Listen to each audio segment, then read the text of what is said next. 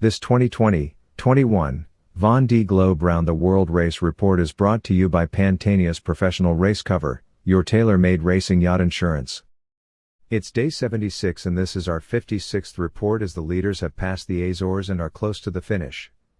The leading trio are headed for the finish and behind them we have reports from Pip Hare who has skin problems, Jeremy Bayou and Charles who started 9 days behind the fleet and is currently in 14th place, and Sam Davis who retired from the race but resumed to help her sponsor who looks after kids with heart problems. We lift our hats to her, so please go to her website and help her charity. Now over to Boris and his Dr. CMA CGM ship crossing 1 mile behind. I just spoke to the captain. They are 10 on the bridge looking out. He said it's nice to see a little white dot in the dark, and that I was doing well in the race, wishing me all the best luck for the race. And I switched on all my lights.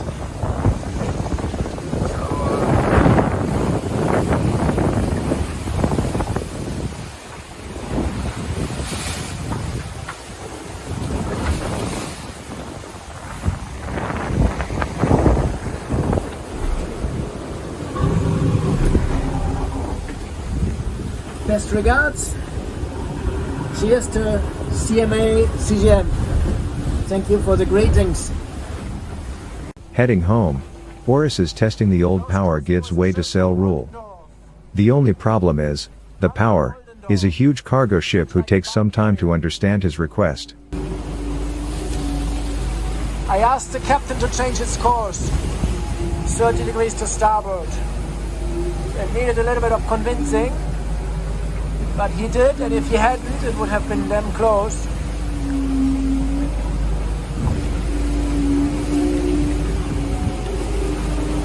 What an evening sky, huh?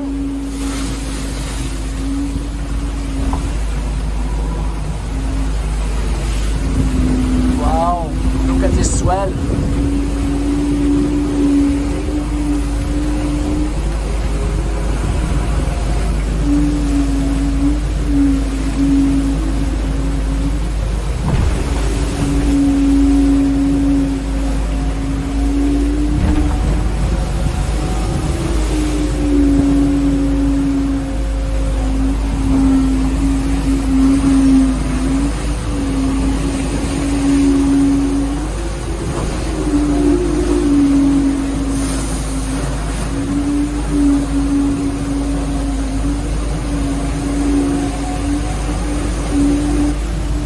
Lots of smoke behind it from the chimney. He's going 13 knots.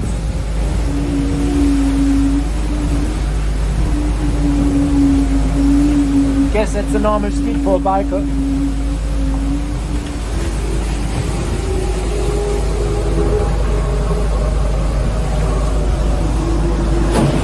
As if we didn't have enough stress, and this adds to the stress. Speaking with a guy, and half an hour of checking, convincing him, get out of my way, I'm a sailboat. I have right of way.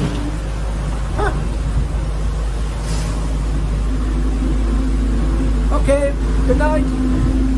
It's dark now, soon in 10 minutes it will be completely dark. As the leaders pass the Azores, the leading skippers are starting to play different options. Behind the top group, Yannick Bestaven and Damien Seguin were first to jibe and are heading north in search of the stronger breeze. In second place, Louis Burton is passing between the islands of San Miguel and Santa Maria, which he should see to starboard after sunrise. The skipper of Bureau Valet 2 should be in winds of around 20 knots, which has meant that Burton has been at 18.6 knots, more than a knot and a half more than Dallin, who must be itching to jibe, to get onto his starboard foil, and open distance to his pursuers. After his blip yesterday morning, the skipper from St. Malo seems more consistent again and making 414 miles in 24 hours, compared with Dallin's 388. Meantime, in third place, Boris Herman is tracking Dallin closely, perhaps looking like he has marked the most consistent leader of the race, as his key rival, and so best to try and mark him, to stay closest to his wake, not least in the knowledge that he has 6 hours of compensated time. Jan Elias noted last night, once the Azores Ridge has been crossed and delivered its verdict, the skippers can't help running numbers all the time, making time and distance calculations. We can see strategies in their course. Boris feels he had better suck the wheel and stay in Charlie's wake, as he has better speed. For sure in this situation in any sailboat race the convention is to stay with your strongest rival, and here Herman cannot or does not hope to mark Burton, who he should be faster than, same as any thoughts of covering Bestaven, and Thomas Ryand is on his hip, and until they jibe, slower. Bestaven conceded distance in 5th, the skipper of Mater Cock 4 is 212.5 miles off the lead, 50 more than 24 hours ago. His strategic choice of the northern route is different from the first 4. If the routings play out, he will pass through the north of the Azores, between Horta, Velas and Santa Cruz de Graciosa on his left, and Angra do Heroismo on his right. His objective is to stay on the edge of the depression, climbing all the way north, to the latitude of the south of Brittany, before slanting back down to Les Sables. His proximity to the low, his compromised sails, and his 10 hours and 15 minutes of time, all are factored into his decision. In terms of distance to the Finnish Italian skipper Giancarlo Pitot, Prysmian Group, is up to 6th place in the standings at 257.6 miles. He is to the south but already at the longitude of the Azores. He has the better of Damien Seguin, Group Aposil, who, last night jibed to go due north on the routing similar to that of Yannick Bestaven. Salut à bord de Charal. Il est 19h, et comme tous les soirs à 19h, les petits grains, enfin les énormes grains du soir. Donc 30 nœuds il y a 5 minutes et puis plus rien maintenant.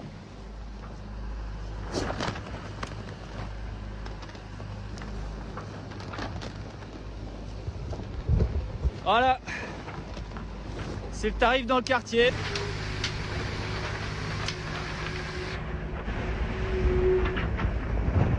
Un petit 19 nœuds.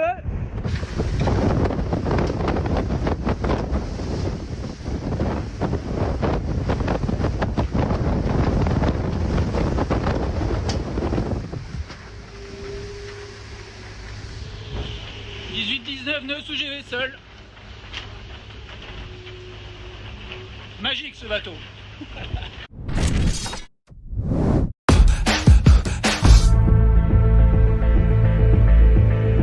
Depuis 48 heures, j'ai pas du tout le moral. J'ai arraché mon braille d'écoute de grand voile sur un tronçon. En voulant rouler mon J2, je crois que c'est sûr, j'ai un petit peu déchiré.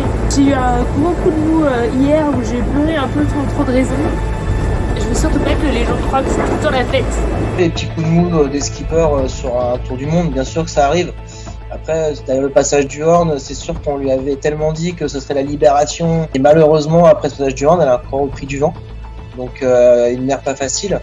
Donc je pense que la libération, elle l'a attendu plus que ce qu'elle aurait dû. Elle a aussi eu des petits soucis avec ses 2 aériens. C'est des girouettes anémomètres qui sont situés en haut du mât.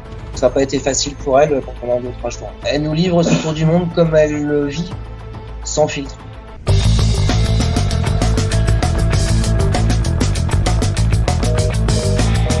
Ça y est, il fait 15 degrés, il fait grand beau, j'avance tout droit vers le but. Je vais avoir un peu de pour m'occuper du bateau là dans les jours à venir, mais ça va, c'est des petites choses et je suis tellement bien entourée avec mon équipe qui me prépare plein de procédures et tout que c'est assez clair dans la tête, donc ça devrait le faire bien. En amont, on a envisagé tous les problèmes qu'on pouvait rencontrer à bord, avec chaque personne compétente dans son domaine. Chacun a mis le matériel qu'il jugeait nécessaire à bord pour qu'elle puisse avoir ce dont elle a besoin. Quand elle effectue ses réparations, on est en stand-by et on est prêt à l'aider, à répondre à ses questions, s'il y a des incompréhensions ou si elle rencontre des surprises. Quand tout marche bien, elle nous envoie un petit c'est super les gars, merci. Et sachant que tant que ça marche pas, on continue à essayer de trouver des solutions. Clarisse Kremer qui donc est en direct avec nous. Tony Estanguet a quelques questions à vous poser. Oui, bonjour Clarisse. D'abord, moi je voudrais commencer par te féliciter, te dire qu'on est hyper admiratif de ce que tu fais. Bravo. Salut Tony, je suis ravie de t'entendre, c'est marrant. Clarisse a eu la chance d'avoir Tony Estanguet, donc c'est vraiment un moment d'échange vrai entre sportifs de haut niveau. Il a su trouver les bons mots pour aussi bien lui faire parler de ses coups de mou, mais aussi des moments d'extase qu'elle peut vivre en mer, parce qu'il y en a. J'ai vraiment trouvé cet échange super sympa. Et en plus, avec cette volonté de Paris 2024, franchement, moi, je me suis régalé de les voir échanger. Et j'espère que pour elle, c'était une bonne récréation. J'attendais des conditions clémentes pour installer mon petit matériel de super, préparé par l'équipe à Lorient. Pour la pétale, ça va me permettre de monter au mât pour m'occuper de mon J2. Je fais comme si j'étais pas fatiguée, je m'occupe de mon bateau, je fais tout comme, et puis je pense que, je sais pas, ça va m'aider à repartir dans un bon rythme et dans un bon état d'esprit. Elle a remis en place ses aériens, le bateau il va bien, et là il commence à faire beau, le bateau glisse, elle est sortie des conditions difficiles, puis elle s'est reposée, elle a commencé à manger bien. Je pense qu'elle se construit son bien-être au quotidien et qu'elle apprécie d'être là où elle est. La 11e semaine de course pour Clarisse, elle va s'annoncer un peu plus clémente au niveau des conditions météo. Alors c'est sûr qu'on pourrait se dire que ça va être les vacances, mais c'est limite plus difficile pour les marins. Il va falloir commencer à penser à l'équateur, avec poteau noir et comment est-ce qu'on passe de cette zone-là. Je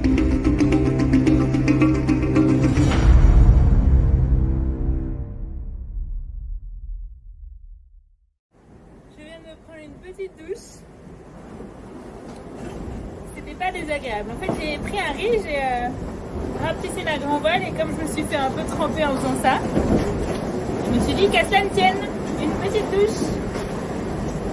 Ça c'est bien quand il fait chaud, parce que dans les mers du sud, tu te fais tremper, c'est juste la sanction. Tu n'as plus qu'à aller te ranger à l'intérieur en espérant que ça sèche un jour. Et je voulais partager avec vous la beauté de tout ça.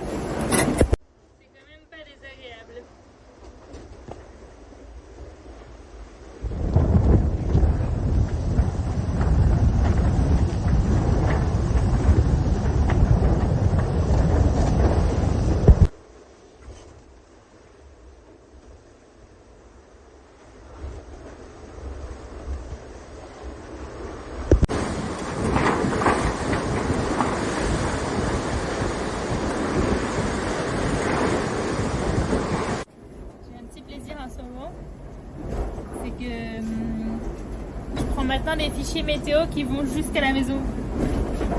Et ça c'est quand même assez incroyable de faire sa petite sélection là sur son petit écran et d'avoir les Sables d'Olonne dans le viseur. C'est quelque chose, hein, c'est quelque chose.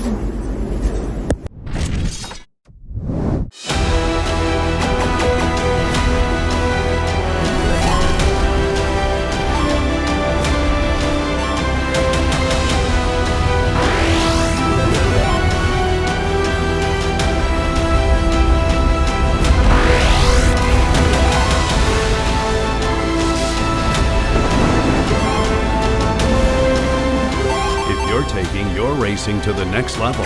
Make sure your insurance is up to the challenge. Pantanius Professional Race Cover. J'ai passé le point de Nemo. Encore un passage de fond, là il y a 30 nœuds. En train d'attendre que ça se calme un peu pour envoyer un peu plus de toile. Je viens de me réveiller, du coup je vais prendre un petit déj. Le petit déj préféré dans le mer du Sud, c'est le porridge. Avec la tasse de thé Earl Grey. Tu sais, c'est bien chaud. Et dans le porridge, j'ai du miel. Donc, souvent j'ai le miel Family Berry.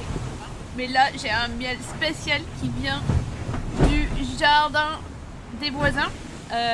Avec le petit mot des voisins qui va avec. Et c'était mon cadeau de Noël et j'ai déjà mangé tout ça. Tellement c'est bon. Mettre ça dans le porridge. J'ai découvert quelque chose ce matin que j'avais oublié que j'ai à bord. C'est la pâte à tartiner c'est la pâte à tartiner Alex Olivier en plus. Mis dans un Tupperware.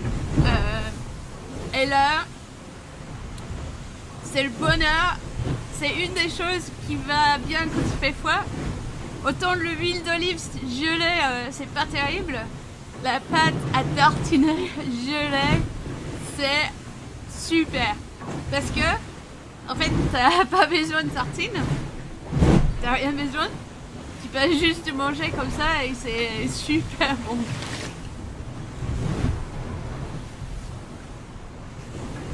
Et je pense qu'il y a des calories pour tenir chaud dedans. Du coup, je dois manger tout ça avant qu'il commence à faire chaud. Parce que quand je suis au large du Brésil, ça va être du liquide.